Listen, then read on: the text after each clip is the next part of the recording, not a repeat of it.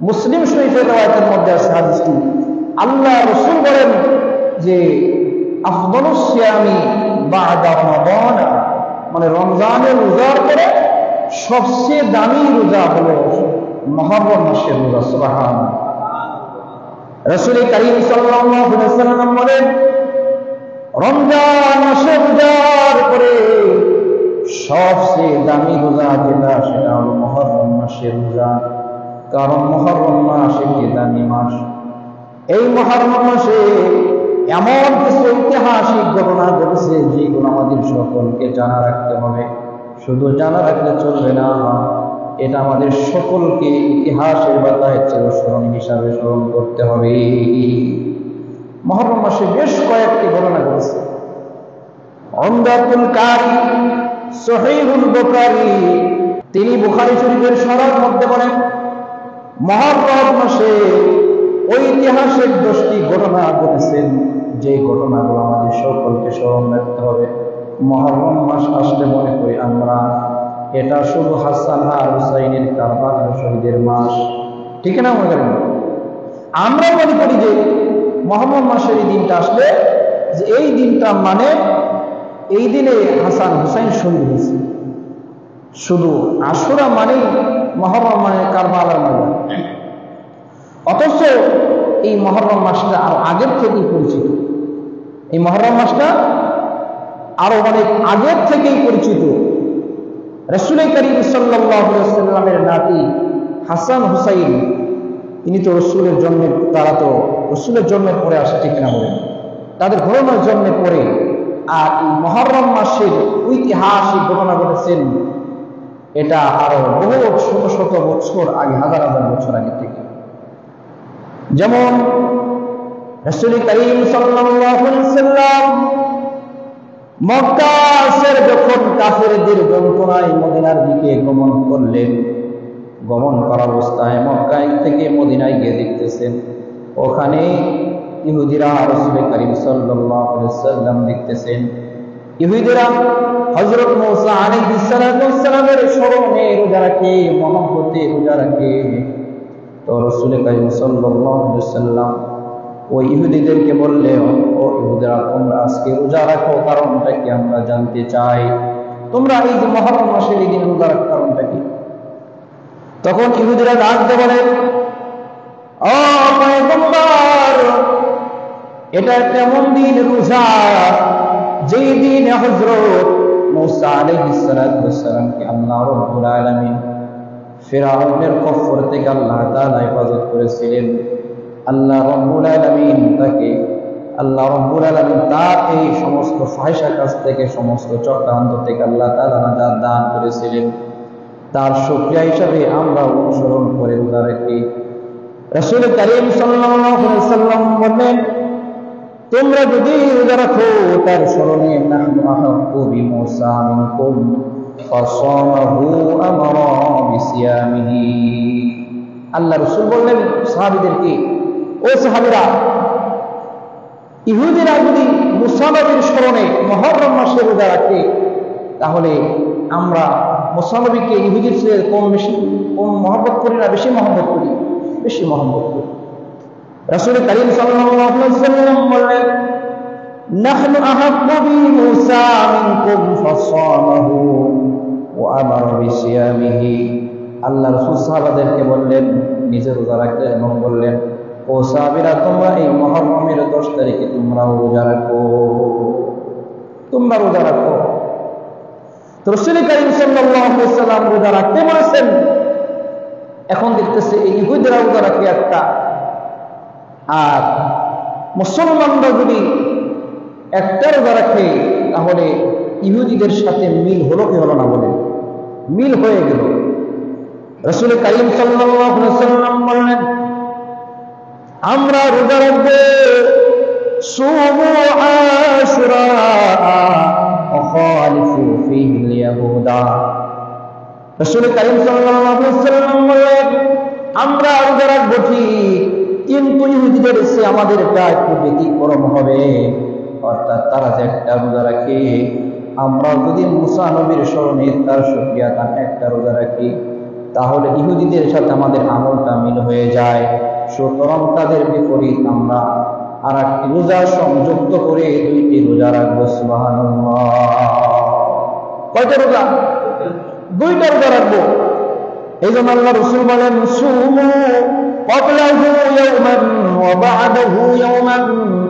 হয়তো 10ম তারিখের আগের দিন, না হয় 10ম তারিখের পরের দিন, যে কোনো একটা রোজা সংযুক্ত করে 2টি রোজা আমরা তাদের অনুসরণ করে রাখবো।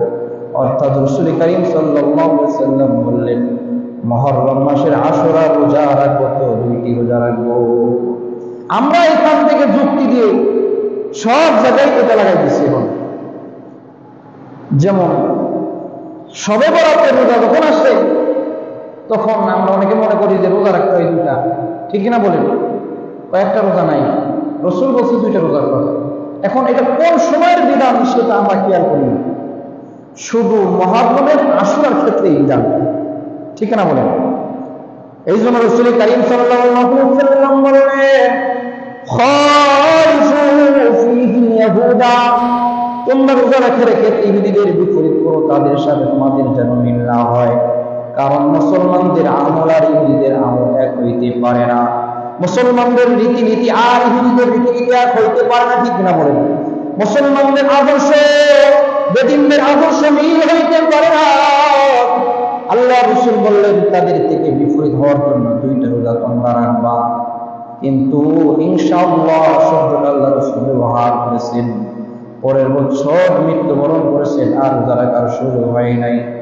এই জন্য মুসলমান আমরা যখন মুহররমে রোজা রাখবো তখন আমরা কয়টি রোজা রাখবো? সবাই বলেন, কয়টা রোজা রাখবো?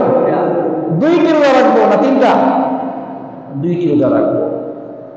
বলে যে 3টা রোজা রাখলে কি কবিরা গুনাহ হবে? 3টি রোজা নফলের সওয়াব, সেটা ভিন্ন কথা। বাকি রাসূলের আমলের সাথে যদি আমাদের মিল রাখতে হয় তাহলে আমরা 2টি রোজার উপরে আমল করব। আর এই রোজা লাভ রাখলে রোজা লাভ আসছে না নাই বলেন? অনেক ফজিলত আছে, অনেক ফজিলতের কথা হাদিসের মধ্যে আছে।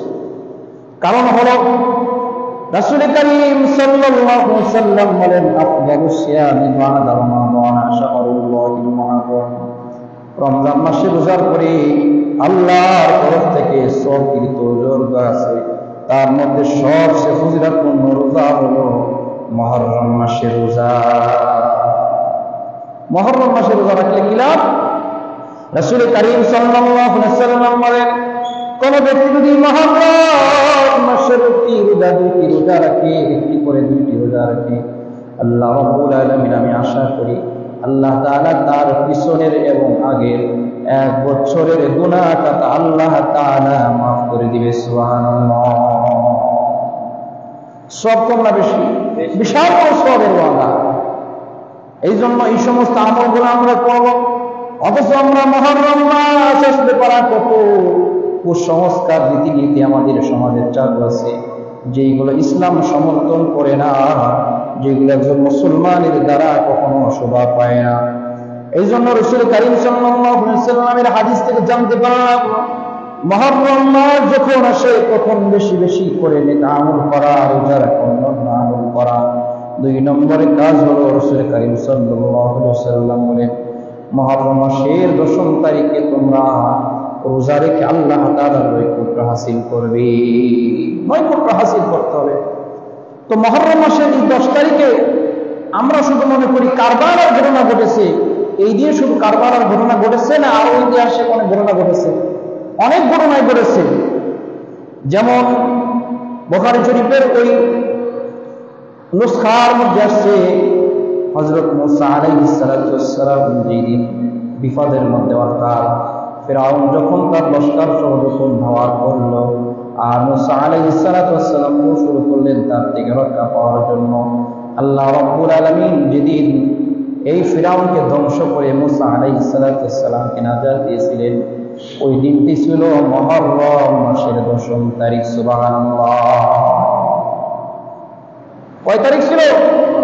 মুহররমের 10 তারিখ ছিল। শুধু তাই না, হযরত ঈসা আলাইহিস সালাতু ওয়াস সালাম, হযরত নূহ আলাইহিস সালাতু ওয়াস সালাম তার কওমদেরকে দাওয়াত দিতেছিল। আমরা সকলেই জানি ইতিহাস, হযরত নূহ আলাইহিস সালাম যখন ৯৫০ বছর দাওয়াত দিয়েছে তার কওমকে, ঈমান আনছে কয়জন? ৭০ থেকে ৮০ জন। কতজন? ৯৫০ বছর দাওয়াত দিয়েছে। কতদিন? ৯৫০ বছর। ঈমান আনছে ৭০ থেকে ৮০ জন। হযরত নূহ আলাইহিস সালাম রাগান্বিত হয়ে আল্লাহকে বললেন, রব্বি লা তাযর আলাল আরদি মিনাল কাফিরিনা দাইয়ারা। হে আল্লাহ, আপনি কাফিরদের কাউকে দুনিয়াতে ছেড়ে দিয়েন না। কারণ আমি ৯৫০ বছর দাওয়াত দিলাম, তারা ঈমান আনলো অল্প কয়েকজন লোক। আল্লাহ তাআলা দোয়া করলেন, আর দোয়াকে আল্লাহ তাআলা কবুল করলেন। শুধু কবুল করলেন না, লম্বা ইতিহাস। তার সন্তান কেনান সহ অন্যান্য আরো যারা ছিল, ওরা ওঠার জন্য, নৌকায় কিস্তিতে ওঠার জন্য তারা খুব পেরাপেরি করেছিল। তো বাবা হিসাবে সন্তানের হয়তো মায়া আসে কিনা বলে? মায়া না। যখন সন্তানের দিকে দৃষ্টিপাত করার জন্য ইচ্ছা করলো মায়ার দৃষ্টিতে, আল্লাহ রাব্বুল আলামিন ওয়াকিয়ার মধ্যে এসে বললেন, মুসা, তুমি যদি আমার আদেশ অমান্য করে তোমার সন্তানকে উড়াইতে চাও, তাহলে তোমার নবীর দস্তরের নাম কাটা যাবে। কারণ তোমার সন্তান ঈমান আনে নাই, সে কখনো তোমার সাথে মিল হইতে পারে, কোনো মিল দেখান যাবে না। এই জন্য ভাইয়েরা আমার, যখন আল্লাহ রাব্বুল আলামিন নূহ আলাইহিস সালামকে তার এই বিষয়গুলো প্রাবণ থেকে আল্লাহ তাআলা নাজাত দিয়েছিলেন, ওই দিনটাও ছিল মুহররম মাসের 10 তারিখ। সুবহানাল্লাহ। তাহলে মুহররম মাসের 10 তারিখে শুধু হাসান হুসাইনের কারবালার ময়দানে শহীদের ঘটনা ঘটছে না, আরো ঘটনা ঘটছে, অনেক ঘটনাই ঘটছে। শুধু তাই না, যেমন হযরত ওমর রাদিয়াল্লাহু তাআলা আনহু, যার ব্যাপারে আল্লাহ রাসূল বলেন, লাউ কানা মিন বাদি নাবিয়্যুন লাকানা ওমর। আমার পরে যদি কেউ দুনিয়াতে নবী হিসাবে আসতো, আল্লাহ তাআলা হযরত ওমরকে নবী হিসাবে দুনিয়াতে পাঠাইতো। ঠিক কিনা বলেন? এই ওমর রাদিয়াল্লাহু তাআলা যেদিন শহীদ হয়েছিল কাফেরদের হাতে, যেদিন হযরত ওমর রাদিয়াল্লাহু তাআলা শহীদ হয়েছিল, ওই দিনটাও ছিল মুহররম মাসের 10 তারিখ। মুহররম মাসের 10 তারিখ। এজন্য মুহররম মাসের 10 তারিখে অনেক ঐতিহাসিক ঘটনা ঘটছে। শুধু তাই না, হযরত ইয়াকুব আলাইহিস সালাম তার সন্তান ইউসুফ আলাইহিস সালামের জন্য যখন হারিয়ে গেছে, খুঁজে পায় না, এত পরিমাণ সন্তানের জন্য বাবা কান্নাকাটি করছে। কান্নাকাটি করতে করতে করতে চোখের পাওয়ার চলে গেছে, চোখের পাওয়ার চলে গেছে। তাফসীরের মধ্যে আছে, যেই দিন আল্লাহ তাআলা আবার নবী হযরত ইয়াকুব আলাইহিস সালামের চোখের পাওয়ার ফিরিয়ে দিয়েছিলেন, ওই দিনটাও ছিল মুহররম মাসের 10 তারিখ। সুবহানাল্লাহ। শুধু তাই না, হযরত ইউসুফ আলাইহিস সালাম তার ভাইদের ষড়যন্ত্রের মধ্যে যখন পড়েছিল, আজিজে মিসর এই সমস্যার মধ্যে পড়েছিল, আল্লাহ তাআলা যেই দিন নাজাত দিয়েছিল, ওই দিনটাও ছিল মুহররম মাসের 10 তারিখ। এই জন্য এরকম ঐতিহাসিক 10টি ঘটনা অন্য রোহের মধ্যে আরো বেশি ঘটনা ঘটছে এই দিন। এই জন্য মুহররম মাস, এই মাসের দাম আল্লাহ তাআলার কাছে বেশি। আমরা এই মাসের ইবাদত করব, বেশি বেশি করে আমরা আল্লাহ তাআলার কাছে তওবা চাবো, গুনাহ থেকে মুক্তি চাবো। আর একটি নেকির কাজ, যেটা বললাম, মুহররম মাসে রোজা রাখবো। রাখবো তো ইনশাআল্লাহ। মুহররম মাসে রোজা রাখবো। তাহলে রোজা কয়টা? রোজা কয়টা? এত বয়ান করি, গত বছর, তার আগের বছর, প্রত্যেক বছর নির্দিষ্ট সময় নির্দিষ্ট বিষয়ের উপর আলোচনা করি। এরপর হয়ে ছাগলের মতো কান বাড়ি দিয়া যায়, যা হুজুর আমরা জানি ওই দিকে আমি যা কাজ হইব না, বললে আমাদের কিছু করার নেই। বলার দায়িত্ব আমাদের, মানা না মানার দায়িত্ব আপনার। কিছু কিছু মানুষের পরে কয়, হুজুর আপনারা জানেন না মুহররমের রোজা 3টা। কি কয়? মুহররমের রোজা 3টা। মুহররমের রোজা কয়টা? না একটা? একটাও না, 3টাও না, কয়টা? রাসূল যেটা শিক্ষা দিয়েছেন, সাহাবারা যেটা আমল করেছেন, ওইটার উপর আমাদেরকেও আমল করতে হবে। তাহলে মুহররম মাসে রোজা রাখলে লাভ কি বলেন? আল্লাহ রাসূল বলেন, কোন ব্যক্তি যদি মুহররম মাসের 2টি রোজা রাখে, আমি আশাবাদী আল্লাহ তাআলার কাছে সওয়াবের, আল্লাহ তাআলা এই 2টি রোজা রাখার কারণে 1 বছরের আগে এবং পরের গুনাহ আল্লাহ তাআলা মাফ করে দিবেন। এই জন্য আমরা যখন মুহররম মাস পাই তখন এই মাসে বেশি বেশি করে আল্লাহ তাআলার কাছে দোয়া করব এবং এই মাসের জন্য আমরা আল্লাহ তাআলার কাছে বেশি বেশি রোনাজারি করব। মুহররম মাস আসতে পারা শাহাদের একটা দল, তারা হাই হুসাইন বলে রক্ত জড়ায়, আসেন নাই বলেন, কুসংস্কার কাজ করে। এই সমস্ত কাজের সাথে জড়িত হওয়া যাবে না। মুসলমান হিসেবে আমাদের সংস্কৃতির মধ্যে যেটা আছে সেটা করতে হবে। কারণ মুহররম মাস যখন আসবে তখন আমরা শুকরিয়া হিসাবে রোজা রাখবো। শুধু রোজা রাখবো না, আল্লাহ তাআলার কাছে আমরা বেশি বেশি দোয়া চাবো, আয় আল্লাহ বছরের প্রথম দিন প্রথম মাস শুরু, ওর এই বছরটা পুরোটা আমাকে এই ভালোভাবে মঙ্গলভাবে কাটানোর তৌফিক দান করুন।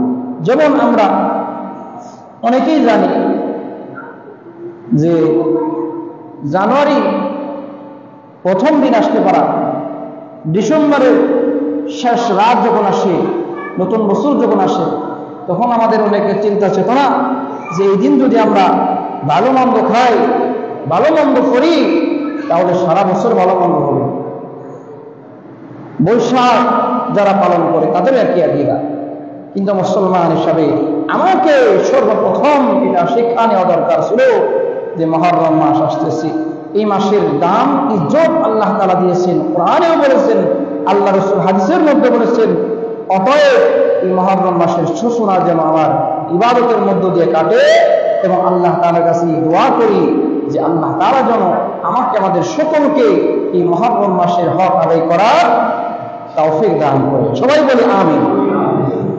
আর একটি কাজ, হুজুর এই রোজা যে রাখবো এটা কিসের রোজা?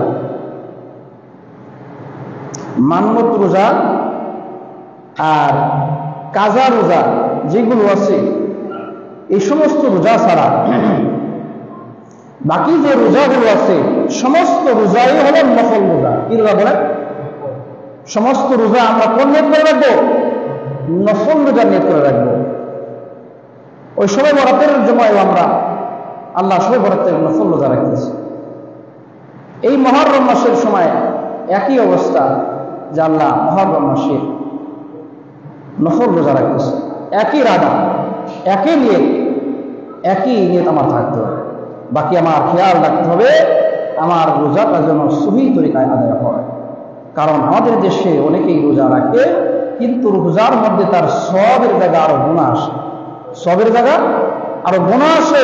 অর্থাৎ রোজাদারের জন্য যে রোজার মধ্যে নিয়ম আছে সেইগুলো যখন ফলো করা না হয়, ওই রোজা আমাকে আপনাকে, হাদিসের মধ্যে আসছে রোজা হলো মানুষের জন্য জাহান্নাম থেকে মুক্তির জন্য ঢাল স্বরূপ। কি স্বরূপ বলেন? ঢাল স্বরূপ। অর্থাৎ জাহান্নাম তার সামনে আসার জন্য রোজা প্রতিবন্ধক হয়ে থাকে, জান্নাতের রাস্তা আল্লাহ তাআলা উন্মুক্ত করে দেয়। তাহলে রোজাগুলো রাখবো রিজায় মাওলা, আল্লাহ তাআলা সন্তুষ্টির জন্য।